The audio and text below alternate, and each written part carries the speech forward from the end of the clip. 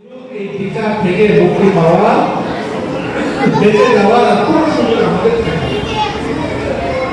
এজন্য শুধু যে লাভ এটা না, বরং কিয়ামতের ময়দানে আমরা যেন ক্ষতি থেকে বেঁচে যাই, কিয়ামতের ময়দানে আমরা যেন জাহান্নাম থেকে বেঁচে যাই, এটার জন্য আমাদের কোরআন কারীমের সাথে সম্পর্ক রাখা জরুরি।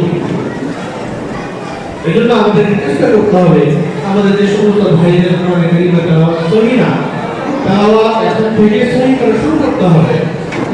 কোরআন কারীমের তেলাওয়াত এখন থেকে সহি করে শুরু করতে হবে। সাহাবায়ে কেরাম তারা প্রাপ্ত বয়স্ক হয়ে যাওয়ার পরে কোরআন কারীম তেলাওয়াত শিখেছেন, মুখস্থ করেছেন। যাদের তেলাওয়াত সহি, তারা কোরআন কারীমের একটা করে আয়াত মুখস্থ করা যদি আমরা শুরু করি, এই বুড়া বয়সেও আমাদের জন্য কোরআন কারীমের হাফেজ হওয়া সম্ভব। আমরা এখন থেকে নিয়ত করি যে প্রতিদিন একটা করে আয়াত, 360টি আয়াতের হাফেজ আমরা, অথবা 360টি যদি আমরা না পারি, অর্ধেকও যদি আমরা ধরি, তাহলে 150 উপরে কোরআন কারীম আয়াত আমাদের মুখস্থ হয়ে যাবে। এইভাবে একদিন 5 বছর 10 বছর পরে দেখা যাবে যে পুরো কোরআন কারীম আমাদের অন্তরের মধ্যে চলে আসছে। তো পূর্ণ কোরআন কারীম যদি আমাদের ভিতরে চলে আসে, তাহলে একজন তালেবে ইলম ছোট বাচ্চাকে ফজিলত। আমি এটা আপনাদের মাহবুবের সাথে দিব।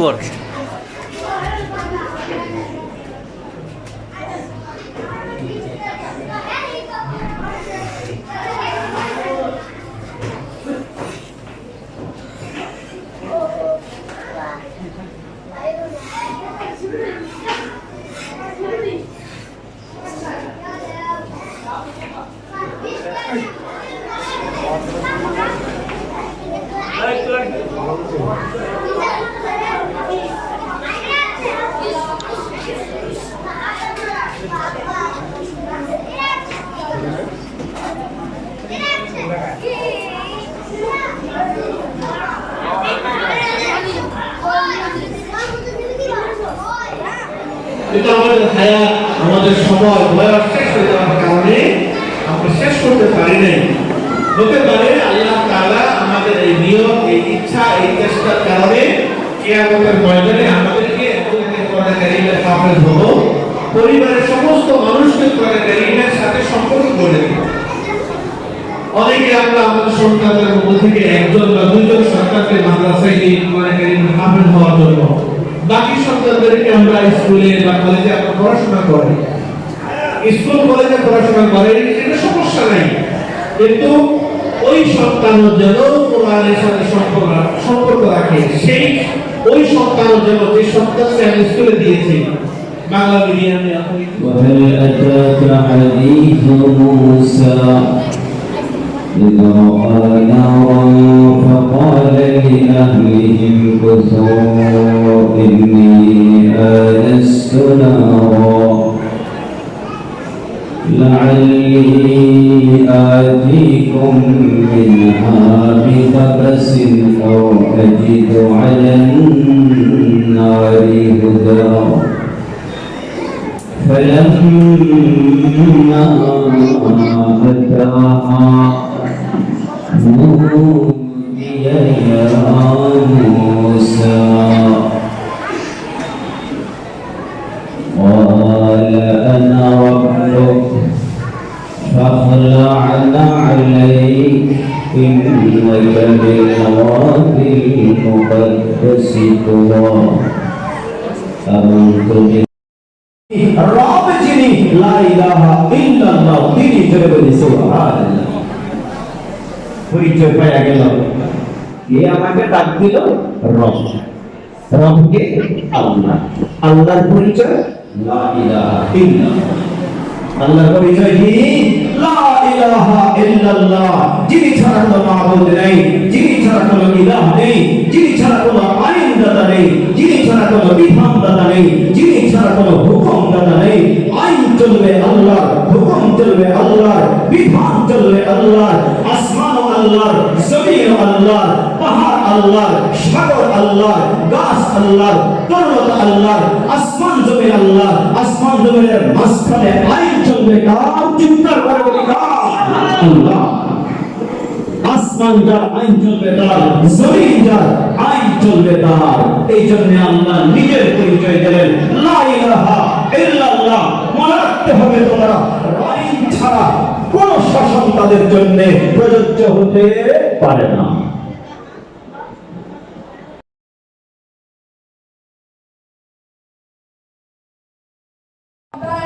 وإليك المصير لا يكلف الله نفسا إلا وسعها لها ما كسبت وعليها ما اكتسبت ربنا لا تؤاخذنا إن نسينا أو أخطأنا ربنا ولا تحمل علينا إصرا كما حملته على الذين من قبلنا ربنا ولا تحملنا ما لا طاقة لنا به واعف عنا واغفر لنا وارحمنا أنت مولانا فانصرنا على القوم الكافرين.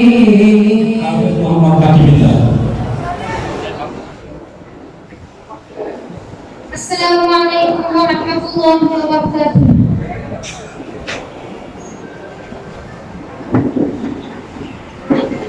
নৌকা পড়ে আছে নদীর কিনারে বৈঠা পড়ে আছে নৌকার উপরে নৌকা পড়ে আছে নদীর কিনারে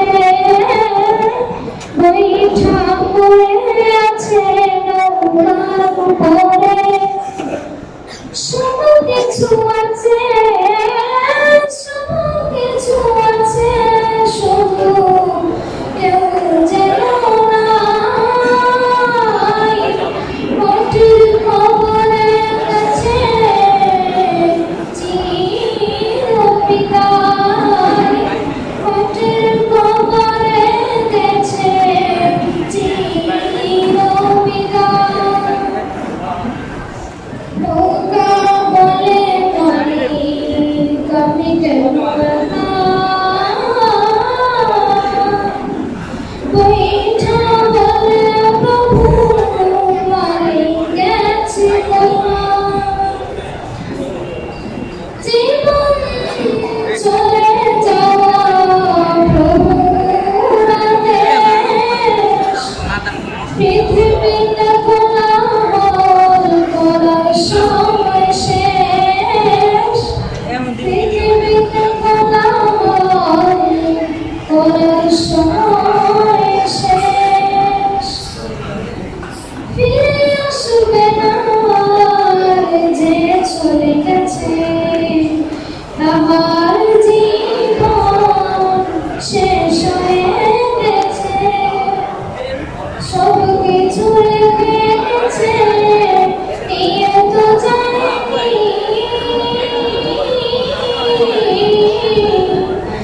নিয়ে তো জানি তাহার সাথে আর কিছু সব কিছু আছে পরে সব কিছু বাকি সব কিছু আছে পরে সব কিছু বাকি সব কিছু আছে শুধু কেউ যেন নাই মাটির কবরে গেছে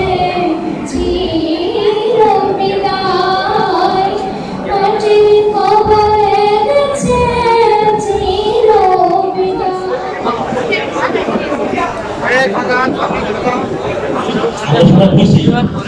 আমরা খুশি সবাই পরিবেশন শোনাই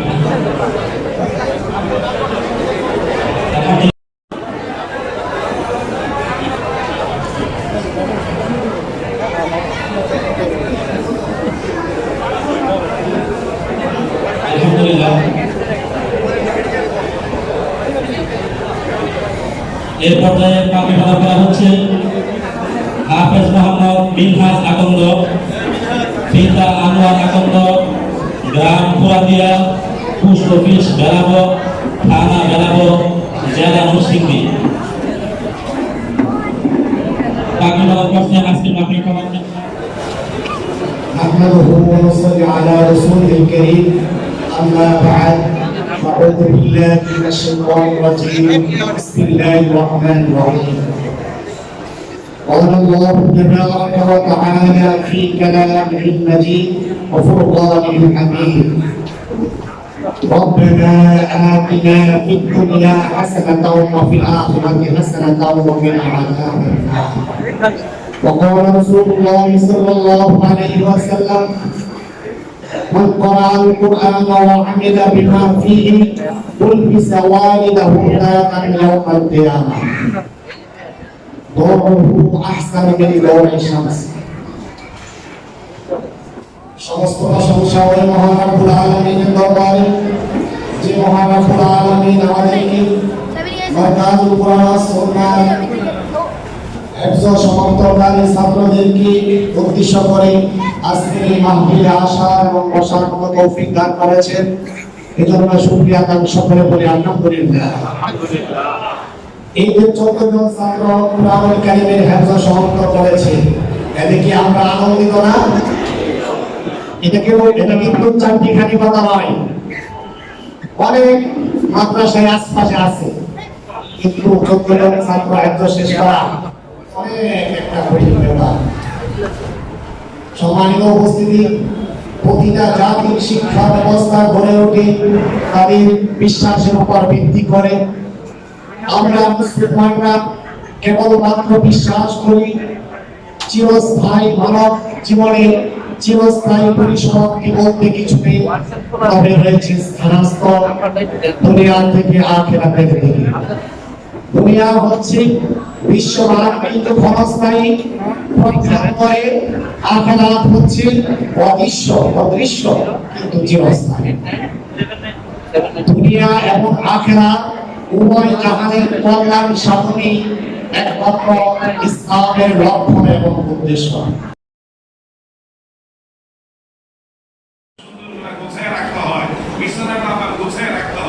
সেই ছেলেটা হাফেজে কোরআন হয়ে গেছে, এটা আল্লাহ পাকের দয়া অনুগ্রহ ছাড়া অন্য কিছু নয়। সুতরাং আমি সে হাফেজে কোরআনের বাবা, আমি সে হাফেজে কোরআনের মা, দাড়ি কাটতেছি, কাটতেছি, শেভ করতেছি, প্লেট লাগাইতেছি, ফুল লাগাইতেছি, 24 ঘন্টা আমি গুনাহের মধ্যে ডুবে আছি। খুযু যীনাতাকুম ইনদা কুল্লি মসজিদ, কোরআন শরীফের যে আয়াতের ব্যাখ্যায় বলা হয়েছে আল্লাহ পাক রব্বুল আলামিনের আরশে আজিম বহনকারী ফেরেশতারা 24 ঘন্টা আল্লাহ পাকের কাছে এই করে প্রশংসা করে, আলহামদুলিল্লাহিল্লাযী সাইয়্যাদা রিজালা বিল লুহা। সমস্ত প্রশংসা ওই আল্লাহ পাকের জন্য যে আল্লাহ রাব্বুল আলামিন পুরুষদেরকে দাড়ির মাধ্যমে সৌন্দর্য দান করেছে।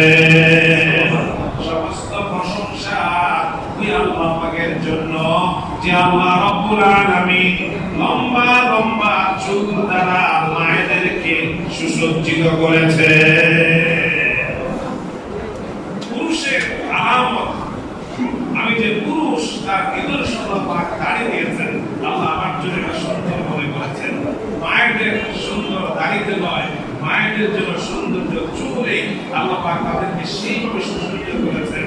দুঃখ লাগে আমরা পুরুষরা আল্লাহ পাকের পছন্দের, আল্লাহ পাকের সেই সাজসজ্জাকে পছন্দ না করে দাড়ি চাইছা চুল রাখি, আর মায়েরা চুল কাইটা ছেলের সাথে শার্ট পরে প্যান্ট পরে বুঝাও যারা ছেলেরা যেটা মেয়ে যায়। আর এখন ট্রান্সজেন্ডার যে শিক্ষা সিলেবাসের মধ্যে আমাদের দেশে নাস্তিকরা ঢুকাইতে চাইছে, একটা ছেলে ইচ্ছা করলে মেয়ে সেটা মেয়ে হতে পারে, একটা মেয়ে ইচ্ছা করলে ছেলে সেটা ছেলে থাকতে